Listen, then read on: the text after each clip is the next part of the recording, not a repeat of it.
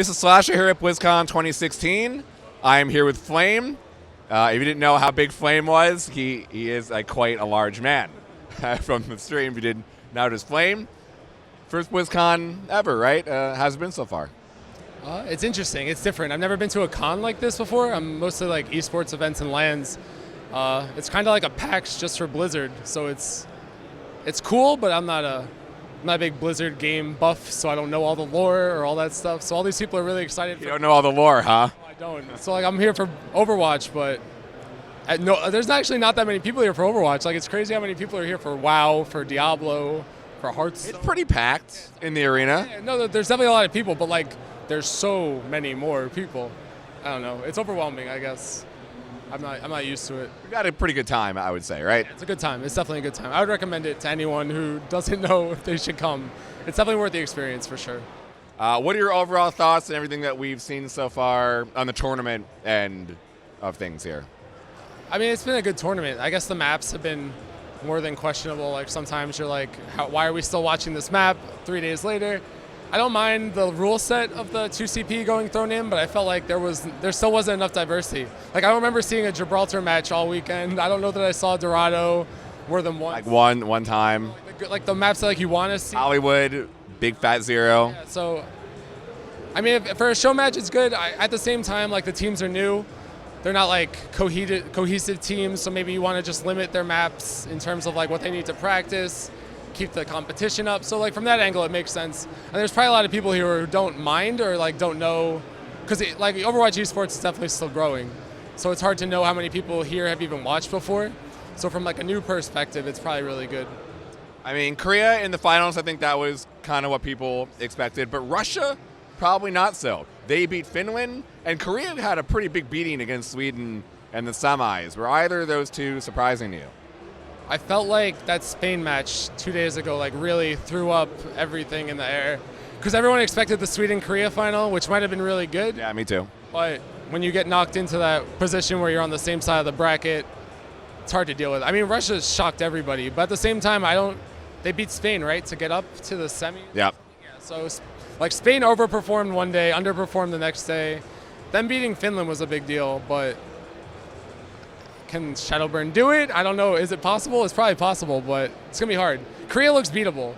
Like USA almost took Eichenwald off them, and that was impressive because, I mean, it's USA. Not that they're bad, but you can tell that they're not as disciplined as some of the other players here in terms of just their attitudes. So I'm excited for the finals, but best of 7, anything can happen. Who knows what maps we'll see today, so that's good. Two big announcements this weekend. First is the Overwatch League that got announced. Details of this league have been leaking out ever since the beginning of the year. Finally got formally announced yesterday. It's going to include player salaries and cities, along with the combine and other things. What are your overall thoughts of the announcement, all things considered? It seems good in the long run. It just seems really rough in the short run. Like if it gets to that point where Crusher 99 is on billboards and people are what's wrong with Crusher 99, bro? His name and he climbs the ladder. But I mean, there's obviously some skepticism there in terms of like how good is the ladder going to be for determining actual like skill levels. Are we still going to have dynamic queue for season 3 and 4? Well, stuff like that is, I guess, where the questions come in. And then what happens to the current pros? Do they have to like start climbing the ladder? So there's a lot of pros that just don't even play ranked at all because they just see no value in it. So it'll change a lot of and the medal shift and the heroes will switch. There's a lot of things to consider, and it's going to be really, really rough to start it, but I feel like if they actually get it to that point, it'll be like some crazy new standard for esports, which is good. What do you think about the city structure as opposed to the traditional teams? I mean, it depends on how they do it, right? Like if people are moving, it's not really that big a deal. Because you have like C9, they have a house in LA. I know that like there's teams that'll boot camp in, what is it, South Carolina right now or something? I think Envy's there. Yeah, Envy. North Carolina, rather. So like for them, it's not that big a deal. But if you start looking at random players off the ladder, start moving into houses across the country or in another country, maybe some Europeans want to come in, that's where it gets a little hectic. But traveling once a week's not that bad at the end of the day, if that's what it comes down to. Because they were saying weekly matches, probably one stadium, you'll just fly in and out every day or every week once. That's not bad. I mean, Flame, you were a player for a few months on Splice.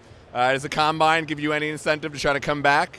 Maybe make a run for it. Even thinking about it, it's like I could definitely climb the ladder if I want to, but solo queue, I need to be against others solo queue. Do I want to like 3-stack my way to number 1? Because that's doable. I don't know. I've thought about it, but I'd still probably want to rather like do live events like analyzing or desk work at some point to work on my image. Oh, you know what? You and me both. Game knowledge, someday we'll understand Overwatch. Maybe at that time something good will ever come. The second big announcement, though, is Sombra.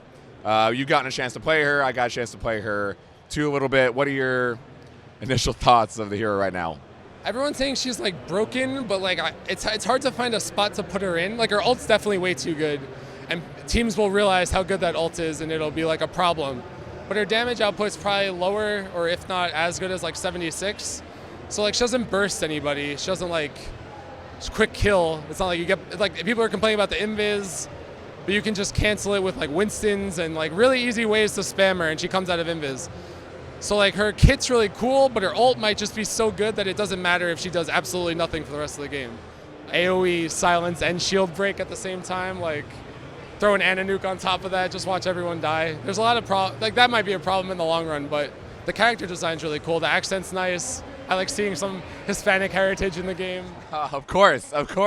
Diversity, very big key to Blizzard. So it was opening ceremony was pretty hype. I haven't been excited for much things in terms of like watching, but like the opening ceremony was pretty cool when they like brought in the video. It was everyone expected it, but it was still done really well, so that was good. So you don't think invisibility would be that big of a deal? There's so much spam in the game, and there's a lot. There is. Yeah, it's like I was trolling yesterday too. I played again. I played Winston. You just like jump on her, start clicking on her, and if she tries to go invis, your lightning gun like stays on her. She can't do anything. You can like spam her down. It's like invis is annoying, but is it gonna get you killed? Well, now talking about Overwatch as a whole, we are here at BlizzCon. There is a new PTR patch. We're gonna have another hero. What are your overall thoughts about the state of the game right now? All things considered, you got the maps, you got the gameplay, you got the balance. I mean, the PTR patch is exciting. That 1v1 mode is going to be such a like game changer in terms of people getting better. The 3v3 mode even will definitely increase synergy. You'll see players just like start 3v3ing maybe amongst their own teams, get like a tank, a support, and a DPS against another tank support. Like there's a lot of improvement potential there in the custom games that they're adding. Ranked still has its issues, but I feel like they know that Ranked has issues. It's not like a surprise to them.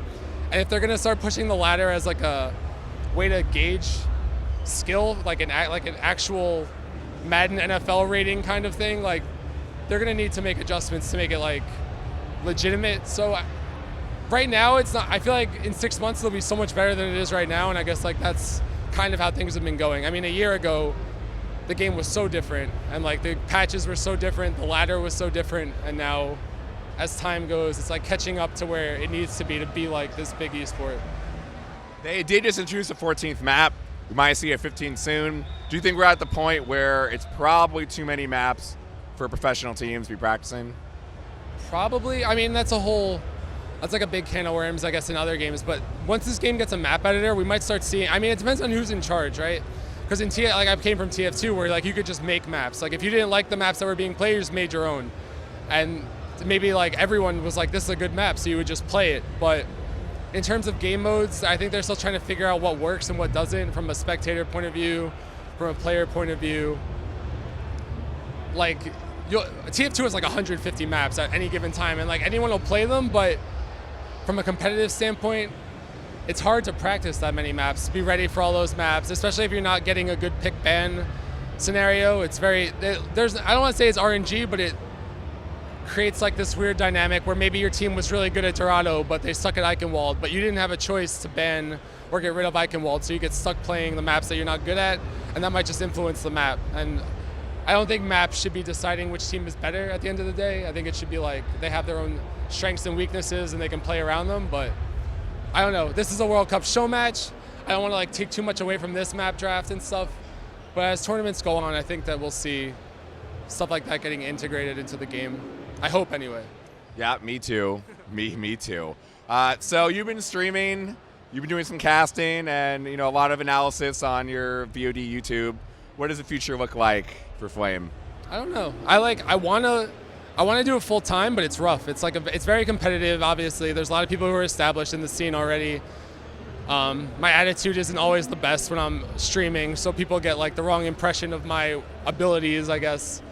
I don't know. I have to either clean up my act or focus more on one thing. It's hard because I work full time, so I'll get home from work and stream, and then I'm on ladder, and I'll get angry because I get home from work. Like I'm just not in the mood to do anything, but I'm streaming anyway.